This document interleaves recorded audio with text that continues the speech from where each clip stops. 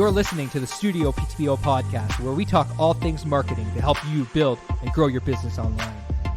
Welcome to the latest episode. And welcome to the StudioPTBO podcast. We are back, and we're back at it again with another guest. Neil Morton, my man, what is happening? Life's good. You feeling good? Things are good. I'm stoked today because we're talking sales. And, who are we talking sales with today, I guess, is the conversation that I want to bring up for you to introduce. Yeah, we are talking sales with Steve Heroux. And I pronounced his name right? Because I'm great with pronunciation of names. Man. What actually happened is prior to the actual call, he told us how to actually pronounce his name. So it kind of worked out. Yeah, but no, we're really happy. You should know you're kind of close to Quebec. I mean, there's a bunch of French Canadians up there. We don't like to mention the Canadians, the hockey team with where you guys live, but the Leafs. Yeah. We were talking in the green room prior to the show, and Steve is a huge Boston Bruins fan and with roots ties to the Boston area. And I was telling him that one of my neighbors in my hood his name is Mark Savard, who is one of the great Boston Bruin players, I would say, of all time. Got a ring with them, number 91. Did you ever see him play, Steve? Yeah, I mean, I used to go to the games all the time, and again, just like guys like that are the Rudies, right? The 5 foot nothing, 100 nothing, right? It just made a great career, They're feisty, great resilient sniper.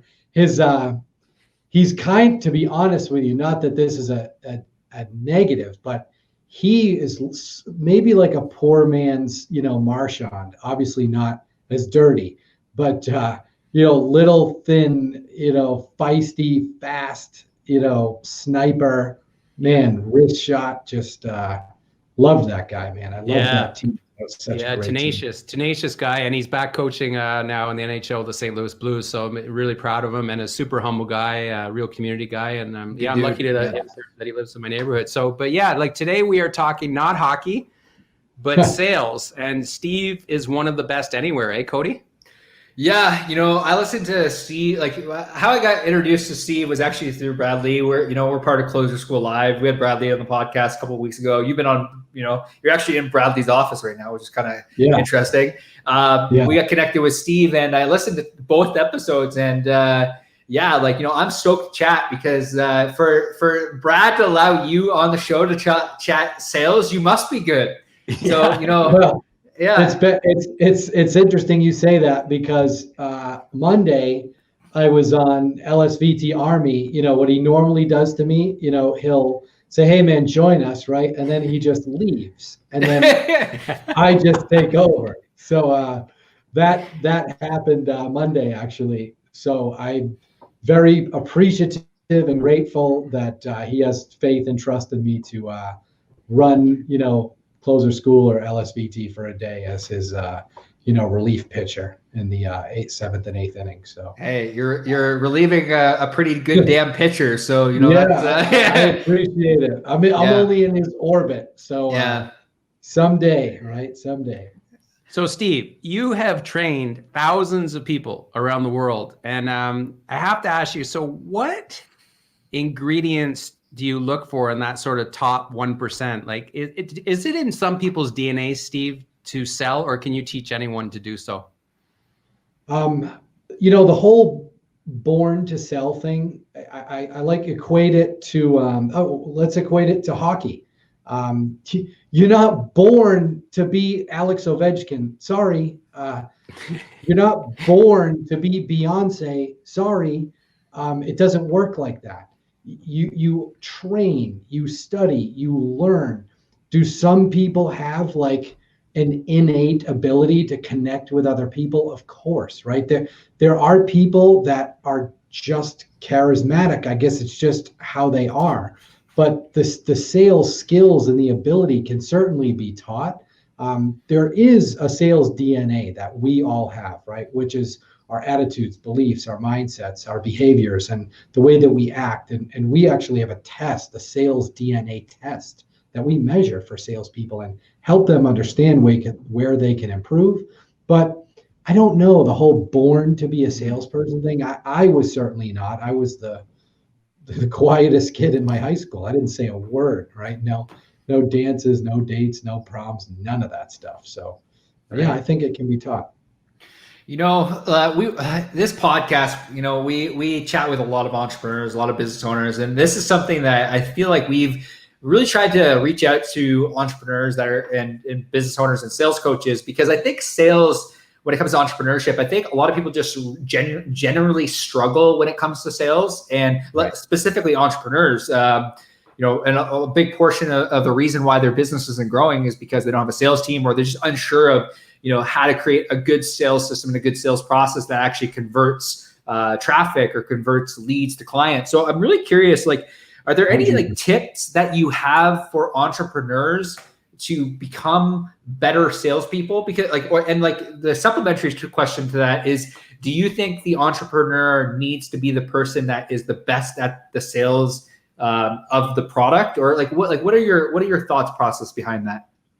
If you think of entrepreneurs, and whether it's a product, a service, a SaaS, a system, whatever, right? They're so good at building that product. Let's say they were selling coffee cups, whatever. They're so good at the idea of building the product, and they've never understood how to actually sell that product.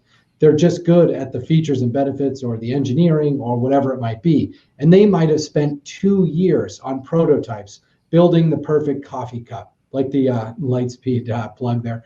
But 2 years, right, building that coffee cup. But they don't want to spend 2 years learning how to sell millions of the coffee cup. And that's the challenge I see a lot with entrepreneurs, is they don't see value in learning how to be good in the sales aspect of it. But if you just are good at the marketing of it, what are you going to do when you get all the leads, right? When you get all the inquiries. I deal with this a lot in the real estate industry, because I work with a bunch of realtors and stuff, and title and escrow and mortgage and all of them. Most realtors, or many, I shouldn't say most, many think the problem is leads, right? But if you can't convert the leads, more leads isn't the issue. So I know brokers that spend 10, 20, 30 grand, 100 grand a month on leads, but they don't spend $500 on sales training to convert the leads. Yeah. So I see that definitely as an issue between marketing and sales. You got to be good at both. Yeah. So what do people do? What do entrepreneurs do? Because I hear that, we work with real estate teams and on lead generation. I have this, I feel like I pound my head against the pavement sometimes. And I'm like, no amount of marketing can fix a broken sales process. Your sales process is fucking broken. There's nothing we can do from a marketing perspective. So where do entrepreneurs start with sales systems? What are 3 key tactics that our audience that is listening can essentially take and implement right now? It's funny. It's almost like this is queued up. And if you guys are watching, it's not, because we do everything off the cuff. But I literally got out of the studio yesterday because I'm building a sales process. I'm literally building it. I've been building it for about a year. And so it's 9 steps. And if you do these 9 steps, I don't care what you do, entrepreneur, realtor, coffee cup salesperson, car sale, I don't care what you do. If you follow the steps of a sales process, you'll win more deals. The reason is that most people wing it. And think about this, guys, in terms of, I guess American football, because since most people understand the NFL, they have game plans, ladies and gentlemen. They don't just show up and tell the wide receivers, go long. Let's just hope we connect on a couple Hail Mary. No, they have game plans they work on for weeks and weeks and weeks. They have some teams literally script out the first 15 plays. I think 49ers do this. So if you don't have a game plan for your sales process, what are you relying on? You're just relying on luck. And so the first part of my sales process, and what we're teaching, what we already teach with our clients, is research and prepare. Most people don't do any of that, right? They don't know anything about their prospect, their client, their potential referral partner, their potential connection. They don't know anything. It's so simple. Go on LinkedIn, go on Twitter, go on Instagram, go on Facebook. you will get a sense of who these people are you're about to meet with. Then you can tailor your sales presentation to whom those people are. It's funny you mentioned real estate teams. I've done several of these podcasts and lab coat agent stuff, and one of my clients, we were just talking about this the other day about how to show houses.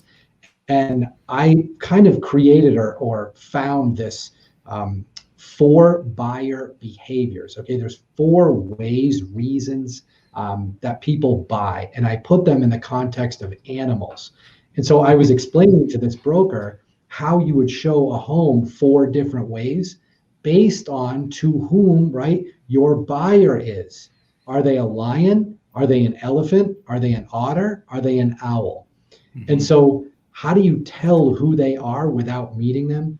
You go on social media, you do your research. Yeah. And so not that we have time to get into it, but that's a huge tip, guys, for entrepreneurs. I agree. And Steve, it's the same research, Cody, you and I did even for podcast guests, right? We always do our research. We go on, we study, we watch the podcast Steve was on with Brad. We go onto his LinkedIn, we go onto his Instagram, we watch how they are, right? And we have to, and Cody, you've gotten much better about that too. It's not just, I've always said you're amazing on sales calls. You're one of the best I've ever seen. But in podcasts, initially you used to kind of wing it and blue sky it, and now you respect that. No, now you research as much as I do. And it's really important. And I really like that, Steve. I agree with what you're saying, Steve. You can't use a Hail Mary. It worked for Doug Flutie, but that's like 1 in a million, right? It doesn't work. It doesn't work anywhere in life, really. And I have to ask you, Steve, so you talk a lot about, and I really appreciate this, the value. When you get on a sales call, you have to talk about your value proposition. It's not so much to you like no trust factor, perhaps is a little overrated. Sort of walk us through your ethos on that. Yeah, in essence, in sales, right? What is going to make somebody's life easier? That's really the value. What's going to make their business run smoothly? And if you could craft your value prop around those things, that is what's ultimately missing from most sales presentations. Mm-hmm. And it's funny, again, literally this just happened. So I got my first article or blog, whatever you want to call it, right, published on Sales Hacker, which is pretty cool for me. It's a great organization. So somebody was making a comment or something in my LinkedIn, sent me a message of like, oh, I keep getting objections, and how do I handle them, right? What do I say? And then, of course, you got all these responses. Well, you should say this. And if they say they're busy, you should say that. And I'm like, guys, we're looking at this. This isn't 1992, right? Yeah. The reason you're getting objections is because you didn't build value. You didn't create enough value for what you do. When you create value, you get less objections. The price objection almost never happens when there's value. If you told me you were going to sell me a Ferrari for $15,000 and I didn't have $15,000, I would find the money in 10 minutes. Mm-hmm. Even if it's not running. Why? Because there's value in a Ferrari for 15 grand. Do I need it? Nope. Was I looking for it? Nope. But there's value, so I'm going to buy it. And if that's how you create and craft your sales presentations, you're not going to get as many objections, pushbacks, put-offs, call me in December, all that kind of thing. So that's really where we work with people and try to help them create the right process in their sales pitch or their presentation on how do we create more value by being more consultative, by asking more questions, direct questions, tough questions. But the reason, guys, you mentioned this too, guys, salespeople have this undying need to be liked. Mm-hmm. And about 90% of salespeople we find on our sales DNA test have a need to be liked by their prospect. Yeah. And why that kills them is because when it comes time to ask the tough question, they won't do it because they're afraid the prospect won't like them anymore. Mm-hmm. But they're trying too hard to be friends. Yeah. Yes. Yeah. But that's, guys, because of all this crap we've been taught for decades, right? People buy from people they like and trust. Wrong. People buy when there's value. They couldn't give a crap if they like you or not. If you're going to sell them something that's going to make them 10 grand more a month, they buy it. If you're going to sell them something that's going to improve their production line and capacity for their widgets by 22%, they're going to buy it. They don't have to invite you over to dinner or want them to date their daughter. It's not about that, right? And so when you can eliminate, and you got to work on it, that need to be liked, and just focus on value, and you ask the tough question, Tom, how many more quarters are we going to lose money because you have inefficient equipment and manufacture? Like, how many times are we going to have this conversation? I've been in your office 3 times in 12 months. Yeah, it's so interesting because I even thinking back to my Best Buy days, and like it was so much easier to sell people that I didn't know than people that I actually knew. Because the people that you knew, you skirt around the hard hitting questions, and you skirt around like, oh, like, am I going to offend this person by asking this hard hitting question about like, where are you at with revenue and where do you want to be with revenue a year from now?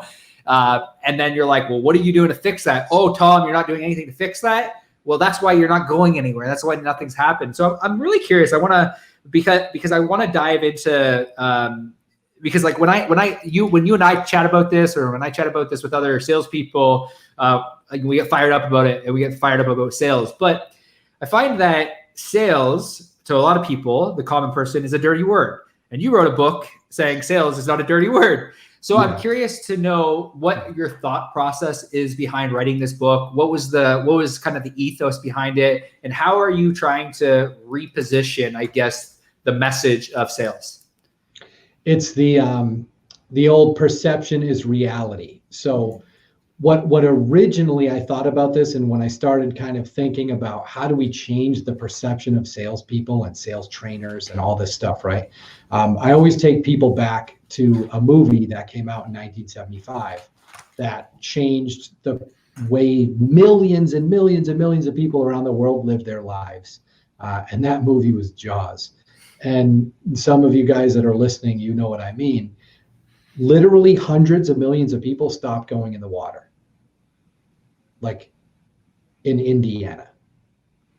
So there's in ponds, right? Like, okay, guys, first of all, there's no great white sharks in Indiana. Secondly, there are no 30-foot great whites. They don't exist. There's not one that's ever been filmed. They're not real. Jaws is not an episode of Shark Week. But what happened was it created the perception that sharks are killers and man-eaters, right? And coming after us.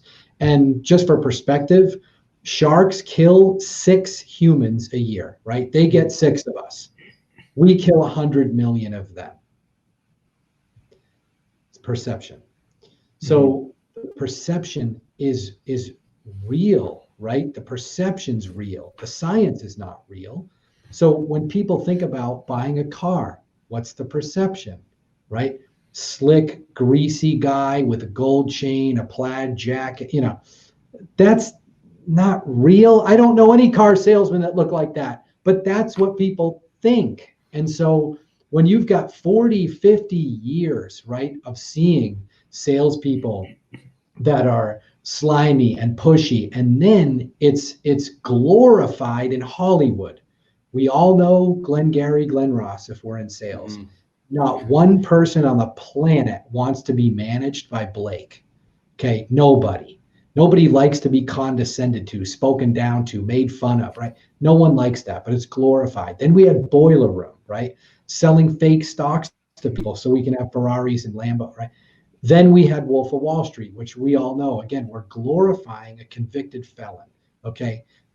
Somebody that stole $130 million, $110 million from unsuspecting families and ruined people's lives, and we put that person on a pedestal. Like, what? And we wonder why people think salespeople are slimy and liars. Yeah. So Hollywood glorifies it. So that's what put the thought in my head. And of all the top 5%ers that I've met in sales that all make $250,000 plus, $500,000 plus, none of them are like that. Very few are the, look at my jet and don't you feel bad you don't have a Lamborghini? No, they're happy with themselves. Yeah. They're nice people. They're down to earth. They're caring, they're conscientious, their clients love them. That is not real. All that garbage you see on social media, the top 5%ers aren't buying into that crap, right? It's kind of like our passion, our goal at Victory Selling, to teach people. Again, our kind of 3 core principles are honesty, integrity, and humility.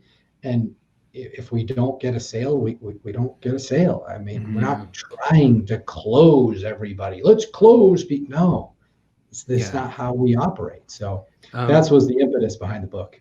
Yeah, Steve, I have to ask you about your lens on LinkedIn. So I've seen you say a few times that it's one of the most underutilized tools, and I would agree with you. I often equate LinkedIn to, I tell people it's like having a mullet. It's like, you know, sort of party at the back and business at the front, because people are too businessy on LinkedIn. They don't have to be, and in fact, posts do a lot better when you're kind of chill, just relax. So give me your sort of you know, approach to LinkedIn. What you would recommend for people starting out there?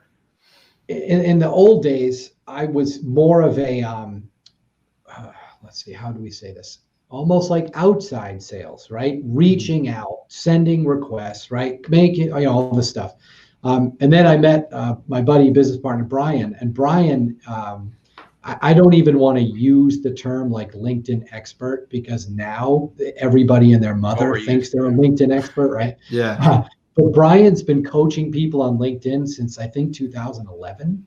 So, I mean, like, he's just brilliant at what he does, but he knows how to create the right profile, because LinkedIn's SEO, right? And so he knows how to put stuff here, hide stuff there, what you comment here, how to use the LinkedIn groups, you know, all this stuff. So ever since I started working with him, it's inbound. It's all inbound. And it's just crazy. I just got off the phone with him and I'm like, dude, I have like 16 LinkedIn requests today. I'm like, I never had 16 in like a year. But when you put out good content, and using my marketing people who have been incredible, they took, and you'll like this one, guys, they took a little rant I gave on Brad's LSVT Army on Monday.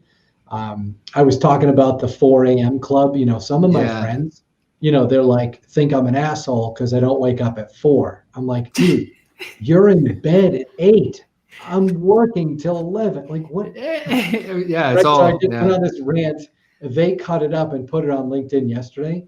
There's like 30 comments on there, right? That's like, hilarious. thank you so much for saying that, right? And I'm like, listen, it doesn't make me right or wrong. Wake up at 4. I don't give a crap, but I'm not going to do it. So don't force me to do it and make me feel less of a human because I don't wake up at 4. So it wasn't planned, right? I don't, to answer your question, right? I'm not like strategically planning when do I post on LinkedIn or what do I do. It's organic, which is why I think it's been growing so fast, because I'm not trying to get followers like Instagram, right, Cody? Like, I don't even know. I don't even think I have. I don't even know. I don't look at it, right? I don't buy followers. If you want to follow, cool. If not, no worries. But that'd be my advice to you guys on LinkedIn. Just put out good stuff, right? Write some articles, some blogs, make some cool videos, and you know, let the chips fall where they may. I love that. And by the way, thanks for accepting my LinkedIn request today. I was Yeah. one of the 16. Thanks, I love man. it. I'm really curious, Steve, because you know, like, because we serve, you know, passionate, energetic entrepreneurs. You know, a lot of entrepreneurs listen to this podcast, and I find that, you know, they understand, like you mentioned, like a lot of even realtors think they need more leads, or they need you know, better marketing, which is sometimes true. But a lot of it comes down to, you know, like you said, sales. So how would an entrepreneur in a service-based business go about hiring a sales team? Like, what do you look for in a salesperson when you're hiring? Are there any key tactics that you've kind of implemented within your own business, but even within other people's businesses, to help them build a sales team that actually generates them more revenue? This is the single biggest problem I see with entrepreneurs and startups and early stage companies. They make the wrong hire. If you hire the wrong salesperson or sales leader in the beginning, it's not just going to cost you $100,000, right? That's just the salary and benefits you blew. It's millions of dollars down the drain at lost opportunities because you made the wrong hire. And so what happens is, I don't even know what percentage of companies continue to do this because they don't know how to select and find that right candidate. One. Two, they have interview bias. So they don't know how to properly interview people because they'll just hire the people that are like them. And three, they don't weight their interview process or score their interview process. In other words, they'll put all the weight, right, on a resume, for example. No, 70% of resumes have falsehoods in them, 70. So you're going to base your hire on false information, right? Lots of times, and many of you know this who have made hires and they didn't work out. You're like, this isn't the guy I hired. This isn't the guy from the interview that told me he was going to work till 9 p.m. This guy's gone at 3. And the reason is we don't really have the tools to be able to do it. So when I found the tools we use now, I mentioned that DNA test, we use one for candidates. It's 92% accurate, meaning the people that we help companies identify, 92% of the time, they'll end up in the top 50% of your sales team within a year.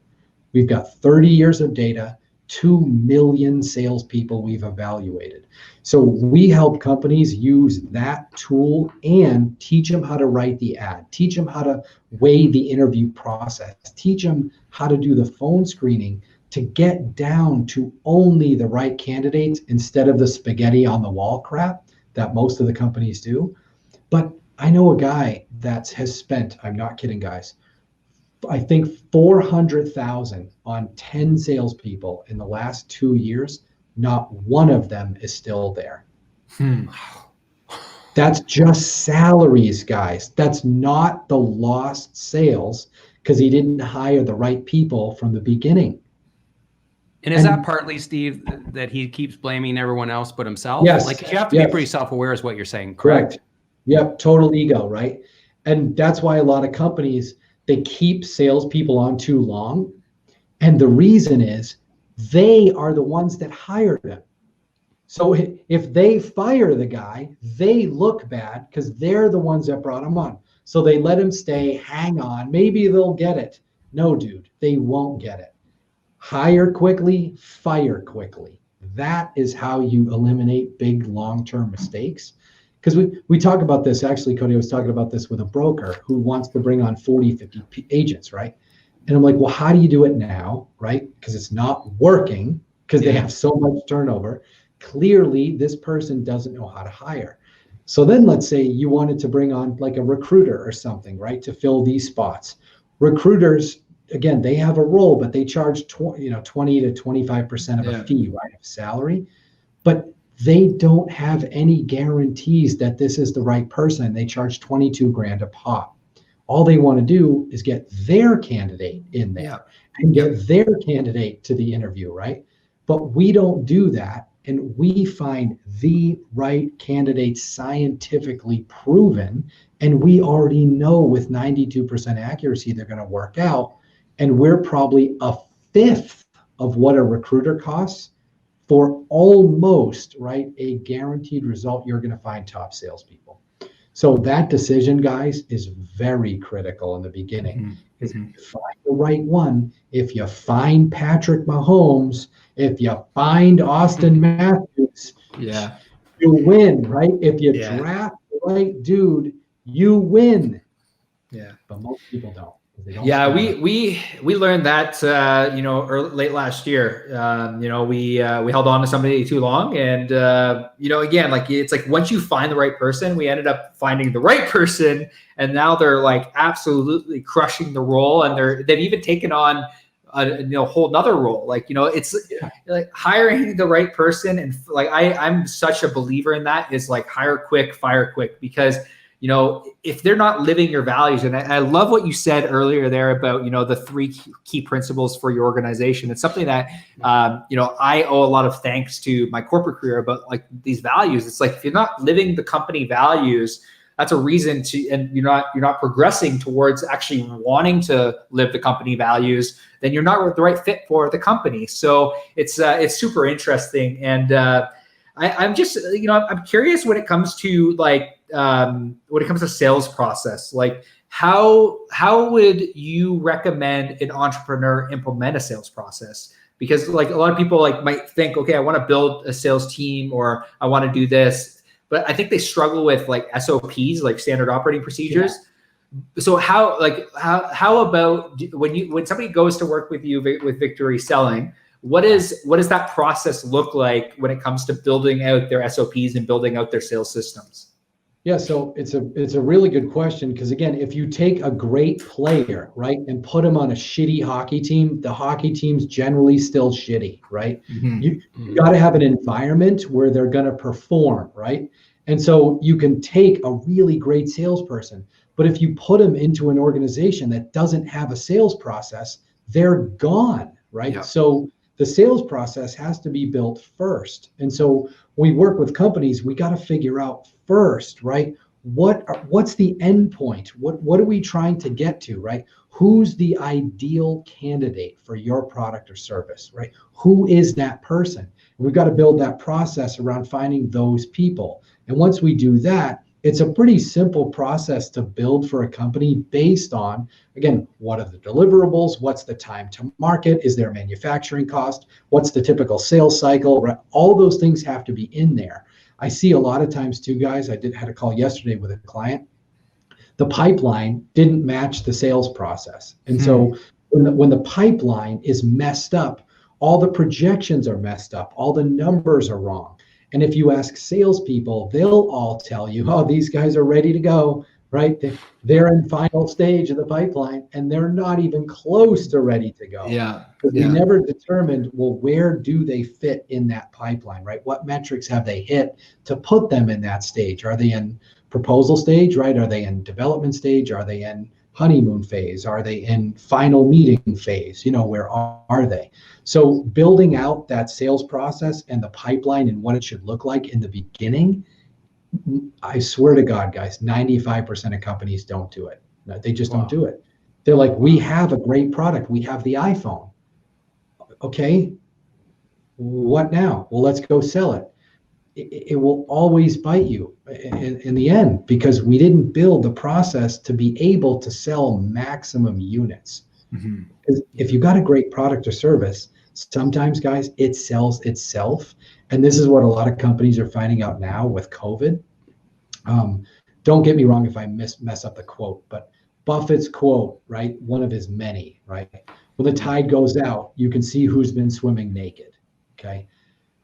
When we're in like bull markets, everything's great, the economy's great, everybody's buying, it masks all the inefficiencies and bottlenecks, and that most people's sales teams aren't great. They don't even have a sales process, but it's easy to take orders when money's flowing. And when money's not flowing, businesses are closing. Sales are now virtual. They don't have accountability. They're not having sales meetings, all these things. Now they're like, holy crap, we're down 50%. Yeah. It's not because of COVID. It's because you didn't have any sales process, backup plan, structure. It's non-existent. So that's why you see a lot of these companies really struggling, not just because of COVID, but it's because of all this stuff. Yeah, I agree. It's just the time we're in. People are being exposed now for their vulnerabilities because they weren't prepared for this. So it's an awakening for a lot of companies. Steve, to finish up here, I want you to, how do people find out more about you? Where would you direct them in terms of a website and your book? Maybe give the name of your book and how to get that and whatnot. Yeah, thanks, man. So social media is easy, right? So Instagram is the Steve Heroux, Heroux. LinkedIn's my favorite, of course, guys. You can find me, Steve Heroux, right there. Two, I think, sites, probably salesdnatest.com. Check that out, because that's really our flagship, service we provide. Because when you find out all the stuff that you can't see in your own head that's been holding you back, and I'll tell you guys, in full transparency, When I took the DNA test, and I was #1 in Cutco knives in the country in college, right? Which is big, national organization where we sold knives to people. I was #1 in AFLAC, right? 50,000 agents, right? In the United States, I was #1. So I thought I was pretty decent at sales. I took the sales DNA test and I wanted to jump off a bridge, right? I'm like, you just aren't very good, man. And so when I took it, and I can take, listen, I have thick skin, man. I got Brad yelling at me. Yeah, of course. You have to have thick skin there. When I took it, I'm like, this is unbelievable, because now I know how to coach and train and teach salespeople and sales teams to exactly what each individual needs. So that would be where I'd say, guys, check out Sales DNA Test, or you could check out victoryselling.com too. But that's the thing I love the most about what we do, guys, is customized individual training based on exactly what you need, not the buddy in the next cubicle, not your fellow agent, right? What you need specifically. And that's all the stuff I built on Lightspeed. Yeah. Entrepreneur, as you're listening to this, whether you're listening to StudioPTBO Marketing Hacks Group, StudioPTBO page, you've heard me very bullish about this over the last little while. You need a marketing company and you need a sales coach. You need both. It's both. Like, no amount of marketing can fix a broken sales process. No amount of sales process can fix a broken marketing process. Yeah. So, I highly recommend, if you're an entrepreneur listening to this, go find a sales coach. Go figure out a way on how to fix your sales system, your sales process, and then go to market. Steve, I appreciate you taking the time to chat with us today. Really, really do. And thank you so much for just providing our audience so much value and so much insight on sales. This was a fun one. You got it, man. Thanks, guys. Anytime I can mix hockey and sales, man, that's a great fucking day. I think we had a great day. I think I had a great day. And thank you so much for tuning into another episode of the StudioPTBO podcast. If you're a business owner, entrepreneur that is passionate, energetic, looking to grow and build your business in the online space, literally just type in StudioPTBO Marketing Hacks into Facebook. There's a group of about 800 to 900 entrepreneurs that are just looking to grow and scale in the online space. Love to have you inside of there. Thank you so much, Steve. Thanks, Neil. Thanks, you're next door. Thanks. Great seeing you. Thanks, We'll Steve. chat with you all soon. Have a great day, guys.